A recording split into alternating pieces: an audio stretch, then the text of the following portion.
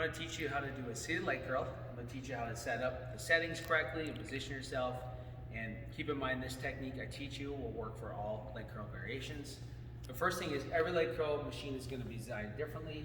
This one only has two settings. First has a range of motion setting. If I bring this all the way up, you're going to have full range of motion all the way up, all the way down, or you can position it with less range of motion right there. And that will be really dependent on what kind of flexibility you have, or if you have any knee injuries, your range of motion limiter. So keep that in mind. Most machines will have that. Then for this machine, it only has two settings. Seat position. I can move the seat all the way back, forwards.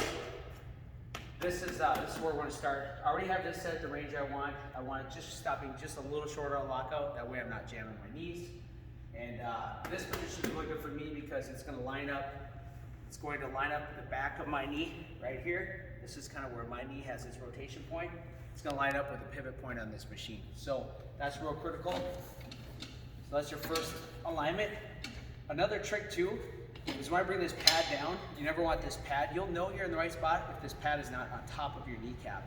If it's on top of your kneecap, you're going to need to move your seat forwards or backwards, okay? So, all right, so from there, what you're gonna do is, I can either position my hand here, or in this case, we found for this machine, it's actually better to position your hands here and press your shoulders back.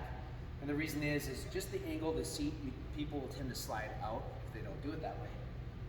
Now, first thing, chest is gonna be up. I'm gonna position here, flex the toes. It's really important that you flex the toes. And you're gonna pull all the way down. You're gonna go up slow, always control the up. And the big thing is as you pull down, control up. The up is always a little bit slower. Your toes, a lot of times people will fan their toes out like this. You want to keep your toes straight up. So we'll kind of see people turn their toes out. When that happens, the lateral part of your hamstring is weaker than medial. So you got to really focus. You may focus on turning your toes in to counteract that, or toes up.